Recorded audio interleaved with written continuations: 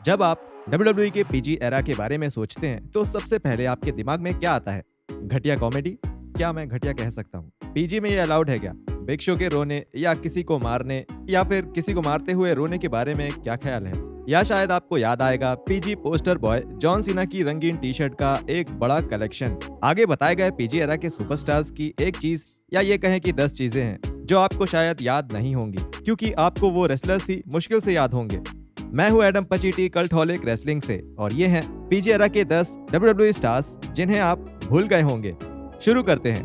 Number 10, कोर्टनी Taylor. कोर्टनी Taylor भी उस जमाने की कई सारी WWE डिवास की तरह मॉडलिंग बैकग्राउंड से आई थी और वो कई बार प्लेबॉय की मैगजीन में दिख चुकी थी। मैं ये कंफर्म कर सकता हूँ क्योंकि मैंने अपनी आंखों से इसके सबूत देखे हैं। इतना ही नहीं, टेलर जिनका असली नाम बेवर्ली मलिन्स है, जाने माने हुटर्स हॉल ऑफ फेम की सदस्य भी थी। इस बिजनेस की एक फैन रह चुकी और स्टोन कोल्ड स्टीव ऑस्टिन को अपना बचपन का हीरो मानने वाली ये डीवा 2008 में FCW पहुंच गई और उन्हें कई सारे गिमिक्स दिए गए जिसके बाद उन्हें मेन रोस्टर में शामिल कर लिया गया। फ्लोरिडा में रेसलिंग करने के बावजूद उन्हें थोड़े समय के लिए मेन में बुलाया गया, बैक स्टेज इंटरव्यूअर के तौर पे अपनी आखिरी सांसें ले रहे ECW ब्रांड में काम करने के लिए। WWE टेलीविजन पर उनका सबसे यादगार पल शायद तब था जब 21 दिसंबर 2009 को रॉ के एपिसोड में उन्होंने एक गोल्फ क्लब घुमाते हुए टाइगर की कॉस्ट्यूम पहने किसी इंसान का पीछा किया, अपने hero stone cold Steve Austin की तरह। टेलर के लिए यही उनका सबसे अच्छा समय था। उनका WWE कॉन्ट्रैक्ट 14 अप्रैल को खत्म कर दिया गया और इसके बाद ही वो इस बिजनेस से रिटायर हो गईं। नंबर 9, कमाचो। जब आप बच्चे थे और आप सभी को बताते थे कि आपके डैड बाकी लोगों के डैड से ज्यादा ताकतवर हैं और यहाँ तक कि वो पूरी दुनिया में ही सबसे ताकतवर डैड हैं। खैर, एक फॉर्मर WWE सुपरस्टार कमाचो सच में इसका दावा कर सकते थे क्योंकि वो हाकू के बेटे हैं। लेकिन उनके WWE करियर को देखकर आप ये नहीं समझ पाएंगे क्योंकि वो इस नाम पर खरे नहीं उतर पाए या किसी भी ऐसे झगड़े में शामिल नहीं हुए जहाँ उन्होंने एक आदमी की नाक तोड़ दी हो। एक सक्सेसफुल ट्राई आउट के बाद टेविटा फिफिटा ने डेवलपमेंटल में कुछ जरूरी साल बिताए जिसके बाद वो मेन रोस्टर में यूनिको के दोस्त के तौर पे शामिल हुए। अगर आप जोड़ी के बारे में कुछ भी याद कर सकते हैं तो शायद ये उनकी एंट्रेंस होगी जिसमें वो दोनों एक चमकदार साइकिल चलाते हुए रिंग तक आते हैं और इसका कारण ये है कि इसके अलावा इनकी जोड़ी किसी काम की नहीं थी और इनका ज्यादातर समय दूसरी बेहतर टैग टीम से हारने में बीतता था। सिन कारा मास्क पहनने के बाद यूनिको ने थोड़ा बेहतर परफॉर्म किया जबकि कमाचो NXT में एडम रोज के सामने लड़ने आए और उसके बाद उन्हें रिलीज कर दिया गया। नंबर 8, कैलन क्रॉफ्ट। जब क्रिस पवोनी शुरुआत में 2003 में WWE में शामिल हुए तो उन्हें ओहायो वैली रेसलिंग में रखा गया जहां उन्होंने न सिर्फ OVW टैग टीम टाइटल्स जीते बल्कि 3 साल में OVW हैवीवेट टाइटल भी जीता। लेकिन क्रिस केज के लिए उनका WWE का सपना कुछ समय के लिए तब टूट गया जब 2006 के मार्च में outside the ring night life incident के चलते उन्हें अस्पताल जाना पड़ा और उन्हें WWE से निकाल दिया गया। M&M के एक ओरिजिनल मेंबर के तौर पे चुने गए इस खिलाड़ी की ये बदकिस्मती थी क्योंकि उन्हें लगी चोट से जोई मर्करी को बहुत बड़ा फायदा हुआ था। कुछ ही समय बाद उन्हें फिर से साइन कर लिया गया और उन्होंने FCW के लिए काम करना शुरू कर दिया जहां उन्हें कैलन क्रॉफ्ट का नया नाम दिया गया। शायद उनके कॉन्ट्रैक्ट में एक डबल C नाम का कोई नियम रहा होगा। उन्हें और उनके ड्यूड बस्टर के tag team partner Trent Beretta को मेन रोस्टर में शामिल किया गया जहां वो ECW ब्रांड में रखे गए। उनके टैलेंट के बावजूद टीम में उन्हें अलग दिखने वाले कोई खास फीचर्स नहीं थे। आम सा लुक, बच्चों जैसा नाम और उनकी रेसलिंग स्टाइल जो कि WWE फार्म सिस्टम प्लेबुक से सीखी हुई लगती थी। Number 7, Michael टारवर।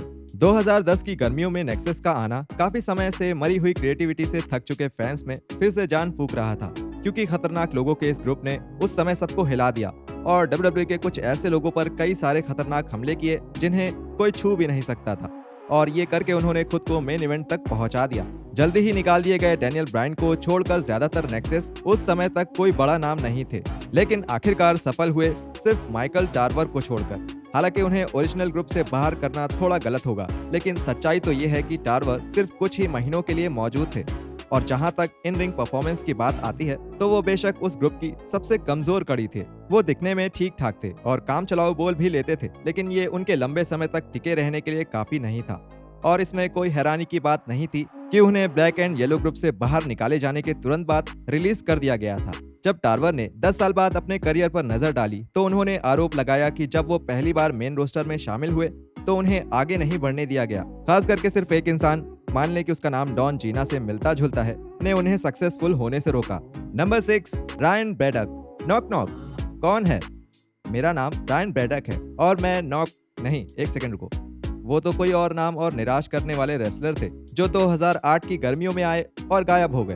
वैसे तो रायन ब्रैडक के बारे में सच सच सब बताएं तो उन्होंने पूरे 7 टेलीवाइज्ड मैचों में हिस्सा लिया था, 6 स्मैकडाउन पर और एक ECW पर, जिसके बाद उन्हें टीवी से हटाकर डेवलपमेंटल में भेजा गया और फिर आखिरकार निकाल दिया गया। ब्रैडक ने निकाले जाने से पहले कंपनी के फार्म सिस्टम में अपने 3 सालों के दौरान डीप साउथ रेसलिंग, OVW और FCW में काम किया था। 3 अलग अलग WWE फीडर लीग में ट्रेनिंग लेने के बावजूद भी साफ तौर पे कंपनी को उन पर भरोसा नहीं हुआ और उन्हें शुरू से ही दूसरे रेसलर्स को बड़ा दिखने के लिए हारने का ही मिलता गया। हालांकि फेस्टस के खिलाफ वो डिस्क्वालिफिकेशन की मदद से जीते जरूर थे, जब उन्हें बबल रैप और डक टेप में लपेट दिया गया था। उनके जैसे बाकी लोगों की तरह ही ब्रैडक के साथ समस्या ये थी कि उनके बारे में कुछ भी खास या अलग नहीं था। वो ट्रंक्स और जूते पहनने वाले बोरिंग से नाम वाले सिर्फ एक आम रेसलर थे। इस वजह से वो फिलहाल NWA रोस्टर पर घर जैसा महसूस करते हैं।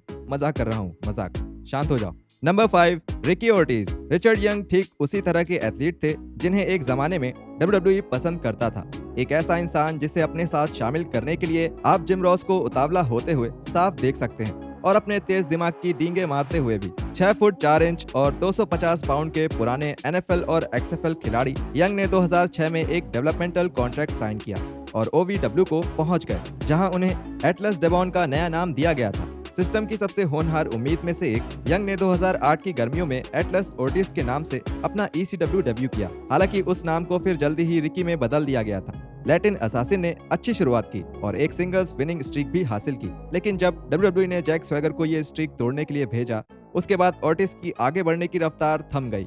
2009 के सप्लीमेंटल ड्राफ्ट में स्मैकडाउन में जाने के बावजूद कुछ भी नहीं बदला और स्टार्स को आगे बढ़ाने के लिए उनसे आसानी से हारने के बाद उन्हें निकाल दिया गया। सभी जरूरी फिजिकल खासियत होने के बावजूद रिकी ओर्टिस आखिरकार भीड़ से अलग दिखने में नाकामयाब रहे। खुशकिस्मती से उनकी फिजिकल खासियत पुरानी WWE स्टार्स लेला के लिए काफी थी, जिन्होंने फिर उनसे शादी कर ली, और मेरा मतलब है यही तो असली वर्ल्ड टाइटल है। सही कहा ना। Number 4, Eric Escobar. Eric Peres को अपने नेटिव पोर्टो रिको में वर्ल्ड टाइटल स्टार बनने के बाद 2005 की गर्मियों में एक डेवलपमेंटल डील के लिए साइन किया गया था। इस बात में कोई शक नहीं है कि कंपनी को उनके ही देश के कार्लिटो की सफलता से काफी हिम्मत मिली। FCW और डीप साउथ के साथ कुल मिलाकर बिताए 4 सालों के दौरान वो सफल रहे और उन्होंने दोनों ग्रुप के टैग टाइटल और साथ ही FCW हैवीवेट टाइटल भी जीता। सितंबर 2009 में मेन रोस्टर में उनके प्रमोशन के बाद वो विकी गुरेरो के साथ जुड़े, जिसकी वजह से पेरेस, जिनका नाम अब एरिक एस्कोबार है, उनको कॉन्फिडेंस मिला होगा। आखिरकार विकी कुछ बड़ी स्टोरी लाइन्स का हिस्सा रही थी और एक बड़ी हीट मैग्नेट थी और मेन इवेंट लेवल पर एज जैसे रेसलर्स के साथ भी रह चुकी थी। चीजें शुरू में अच्छी रहीं और उन्होंने मैट हार्डी को अपने डेब्यू मैच में हरा दिया और तुरंत ही ब्रैगिंग राइट्स पे पर व्यू में टीम ब्लू में तुरंत अपनी जगह पक्की कर ली। लेकिन कुछ हफ्तों बाद उन्हें मैच से बाहर कर दिया गया और विकी और वो जल्द ही अलग भी हो गए। गुरेरो के हाथों कई सारे हैंडीकैप मैच और केन के साथ हुए एक मैच में मार खाने के बाद एस्कोबार गायब हो गए और जल्द ही निकाल दिए गए, जिस पर ये अफवाहें चली कि उन्हें बहुत कम समय के लिए मिला ठीक ठाक सपोर्ट, बैक स्टेज बैठे किसी ने उनसे छीन लिया। Number 3, mason Ryan. जब घुटनों की चोट ने बैरी ग्रिफिथ्स के लिए अच्छे फुटबॉल करियर को खत्म कर दिया, तो उन्होंने इसके बजाय प्रो रेसलिंग की तरफ अपनी नजर घुमा दी। इसकी बात हो ही रही है, तो जिन एथलीट को प्रॉपर स्पोर्ट्स छोड़ने के लिए मजबूर होना पड़ता है, वो रेसलिंग में क्यों आ जाते हैं? क्योंकि ये शरीर के लिए बहुत आसान होता है। साल में 200 दिन गिरने और लड़ने से किसी को चोट कैसे लग सकती है? मैंने सही कहा ना। और FCW में कुछ साल ट्रेनिंग के बाद उन्हें न्यू नेक्सस का मेंबर बनने के लिए मेसन रायन नाम से मेन रोस्टर में शामिल किया गया, जहां उन्होंने CM पंक और जॉन सीना के बीच एक मैच में दखल देकर अपनी शुरुआत की। आप वाकई में द मसल मैन को अनदेखा नहीं कर सकते थे, लेकिन उनके मसल से भरे शरीर के अलावा दर्शकों के इंटरेस्ट को बनाए रखने के लिए उनके पास और कुछ नहीं था।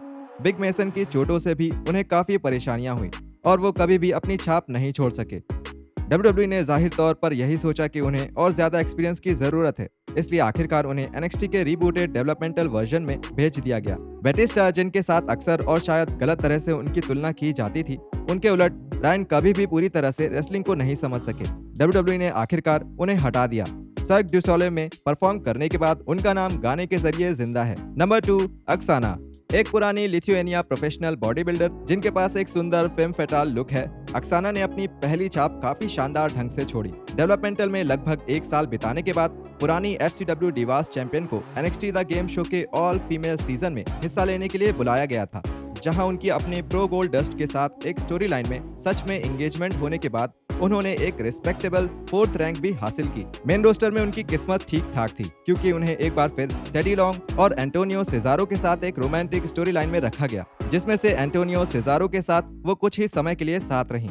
एक बार जब उनका यूरोपियन यूनियन खत्म हुआ, अरे यार प्लीज कोई ब्रेक्सिट जोक्स मत लाओ, अक्साना की किस्मत बदल गई और वो कहीं गुम हो गई। उनके पास वाकई एक अजीब सा कैरिस्मा था और समय बीतने के साथ रिंग के अंदर उनमें काफी हद तक सुधार भी आया, लेकिन वो समय उस जमाने की WWE की फाइटिंग फीमेल्स के लिए अच्छा नहीं था और अक्साना को ज्यादातर बाकी उन फीमेल रेसलर्स को आगे बढ़ाने के लिए इस्तेमाल किया गया जिनके लिए कंपनी ने कुछ बड़ा प्लान कर रखा था और उन्हें अपने खुद के लिए बहुत कम अच्छे मौके मिले। एलिशा फॉक्स के साथ उनका अलायंस उन्हें बचाने के लिए काफी नहीं था, इसलिए अक्साना को NXT के नए स्टार्स के लिए जगह बनाने के लिए हटा दिया गया। Number 1, Sim Snuka. कुछ सर्कल्स में लेजेंडरी माने जाने वाले माता पिता की औलाद के लिए लेगेसी बनाए रखना मुश्किल होता है।